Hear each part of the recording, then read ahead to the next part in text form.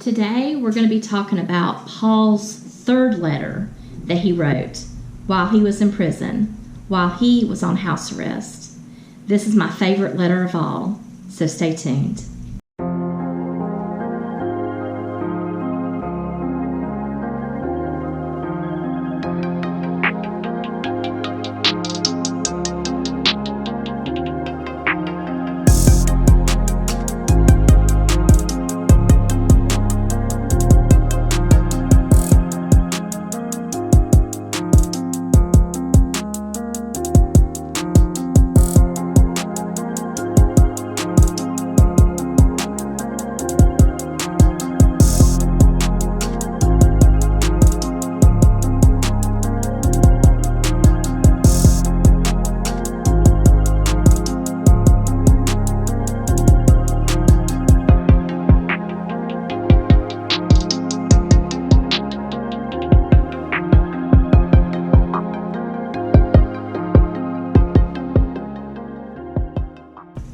Hey fellow soldiers, let's sharpen our swords together as we dive deep in the scriptures.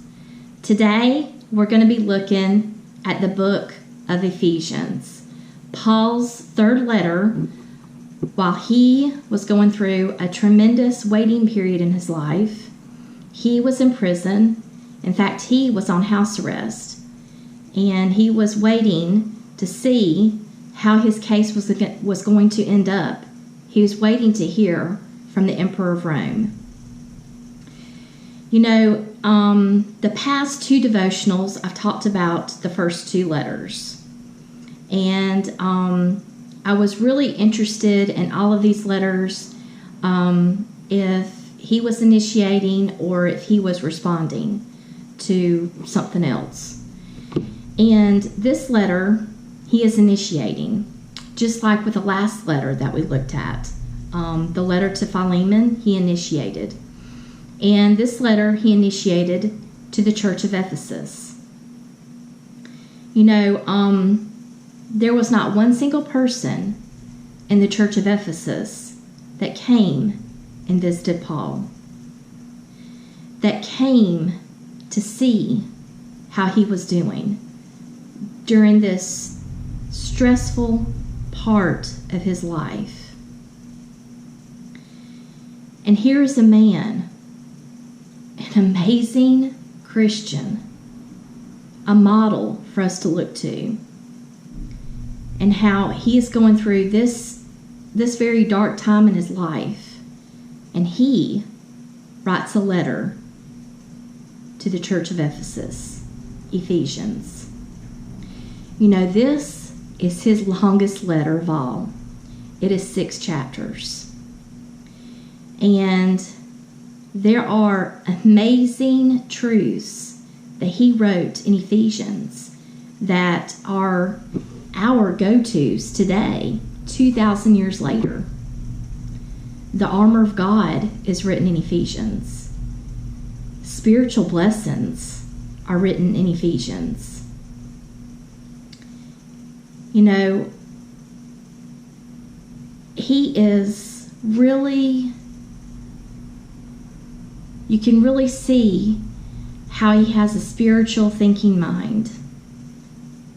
You know, he talks about we as Christians need to be thinking in a spiritual thinking mind. And he displays that a lot in this book, Ephesians. How does this letter end up to the Church of Ephesus, this church in which no one in the congregation has reached out to Paul in his darkest of times? Well, remember in the last two devotionals, I had mentioned Paul's messenger, Tychicus. Well, Tychicus has got the letter to Philemon in his hands. He's got the letter to the Church of Colossians in his hands. He's got Onesimus with him, right? We talked about Onesimus last devotional. And he's got this third letter, Ephesians, the longest letter of all. This is my favorite letter of all. It's because it really shows how much time and effort he spent in a church, the Church of Ephesus, in which no one in that church reached out to him during his darkest of hours. He is such a strong model for us to look to, such a strong model for us to emulate these characteristics that we see during the most stressful, darkest, loneliest of times. Next week, we're going to be looking at his fourth and final letter. And as we're going to be looking at that, I want you to really be thinking about which one is your favorite out of all four. I want you to comment below.